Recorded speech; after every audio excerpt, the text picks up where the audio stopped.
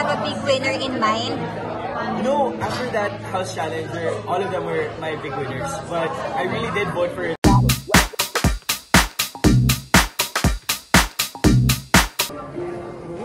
And hi, Michael. Ayan, so we're here at the Avignon launch for Sculptra. Ikaw ba, ano yung mga wellness tips na pwede mong ma-share or beauty tips na paano maging fresh or laging fresh for ready to be on cam anytime?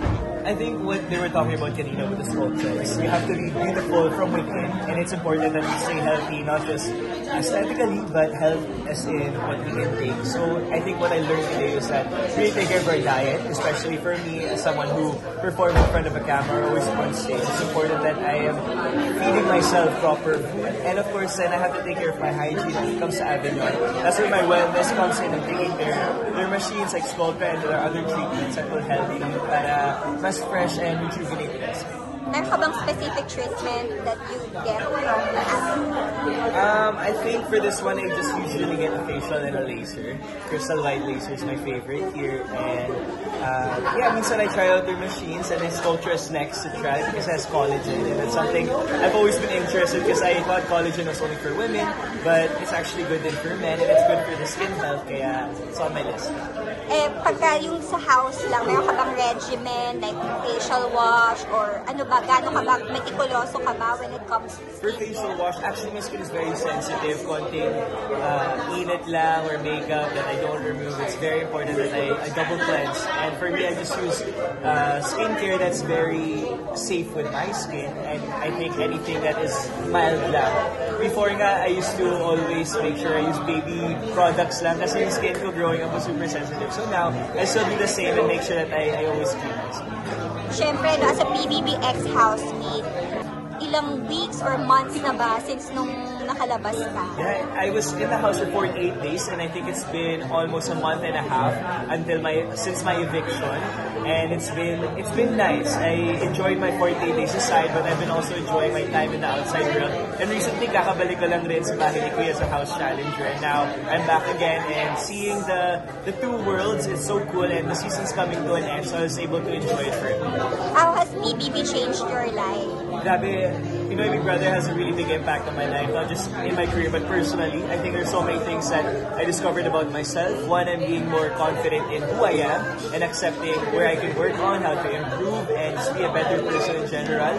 And also, career-wise, it's been a big, big blessing. I'm so thankful that nakapasok ko sa bahay ni Kuya, and I'm so thankful that na-recognize ako, not just for my characters, but for who I am. And it's something I never thought would happen, and I'm just thankful for it. Napansin mo ba yung change na after PBB na mas nagkaroon ka ba ng, dahil nagkaroon ka ng exposure sa PBB, mas nakilala ka ba when people see you outside? You know, it came to my surprise when I walked out the door from the Pinoy Big Brother house, and dami nandun screaming Millie, yung may Dunay, Milunay, and there was so much love that I never expected. I thought, honestly, baka wala na nga ako career after the PBB. Sabi ko, oh my God, it was so beautiful seeing the beautiful faces, and I'm so happy lang even when I go out na sometimes they say, please, sa PBB si Michael, natutuwa po ako kasi parang one, they're supporting the show, and one, nakilala nila ako in that sense. And I'm so nakakakilig pa rin. Until this day, I'm just thankful na slowly I'm getting my name out there, and it's a big blessing. How was it seeing your housemates against pagpasok nyo? Kasi grabe yung challenge sa inyo kasi mamumuksa kayo ng housemates. Anong feeling mo about it? Well, entering there, not as a housemate, as a house challenger, iba rin yung mindset ko, iba rin yung nararamdaman ko. And I had to accept the fact that Kuya changed my life, and siguro I owe him a lot, and for me, he's asking for our help as a challenger, so I gave it my best. Talagang I gave the housemates a time where they had to be challenged, because that was the essence of our challenge, our task. And it was difficult because those are my family and I see them as my loved ones. And yung mga tanong namin sa kanila, it was really to make them reach their boiling point. And some of them were successful, which was interesting, but at the end of the day, it came from a place of love. Alam kong yung situation na yun would really test them to prove their spots, and they really did prove their spots there. And I'm just so happy that I was given a chance to help again, help Kuya and help the housemates. And I hope that after all of this, we share the love again. Kasi after po naman nun, nag-hug naman kami after. We spent some moments in the house, and I'm just excited for big night on who will make it to as a big winner. Do you have a big winner in mind? You No, after that House Challenger, all of them were my big winners. But I really did vote for Charis because I love what they stand for, their advocation. So Charlie and Esnir, they're both breadwinners. Charlie's 16, Esnir really is independent, and I feel like they're a good role model. And for me kasi, a big winner is someone not only I can look up to, but the youth kasi sila ang future natin. And the fact that the season has lots of children watching, it has to be a good inspiration for the young ones. And I'm happy for that. Ako rin nakakita ko ng potential is si Grawie, so Ralph and Will.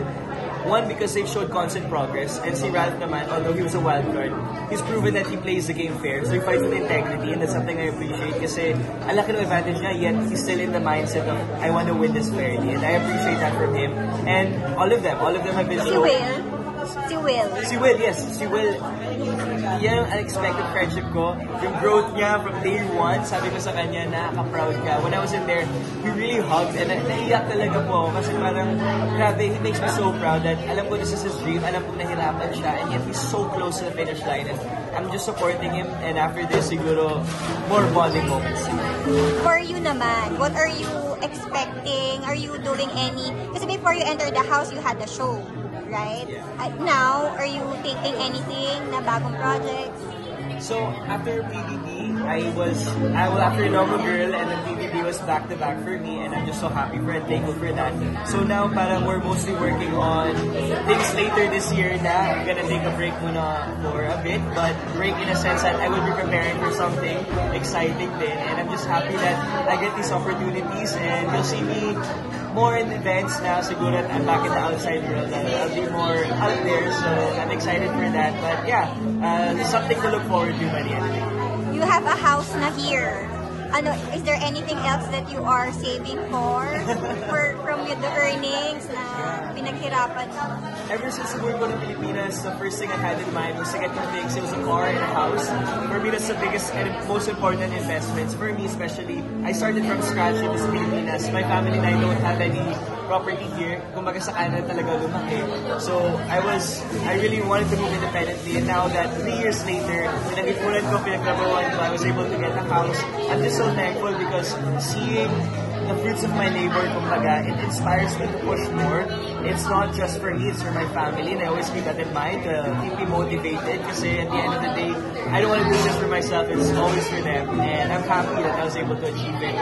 What more can I ask for? Siguro my next goal is to let them all come home na. Nasa Canada pa sila, but hopefully soon, I can work hard enough para umuwi na sila mama, sila ate. You want them to live here? Yes. Really? Kompleto na kami. Mas gusto mo dito sa Pilipinas I love my talaga? life in Canada. I love our life there. But of course, iba pa rin yung feeling na kompleto kami sa dinner table, kompleto kumain, and they love it here in the Philippines din. So baka they'll move here, but we'll see. Have they visited your house na? Have they flew back? Yes. Actually, when I got evicted, my mom landed 9 p.m. So I got evicted mga 7 p.m. So sakto that same day. And that's when I realized really God's timing. Kasi who would have thought, diba? And because of that, they were able to fix everything. Paglabas ko, lumabas ang bahay ni Kuya, pumasok naman sa bagong bahay namin. Kaya they were able to help me with something. So sakto talaga yung bahay mo paglabas ng nanaayos. Ang proseso na, kasi bago pumasok, pinaprocess na siya. So I had no idea what the update was. Luckily and thank God, na natuloy naman siya. Thank you so much, Michael.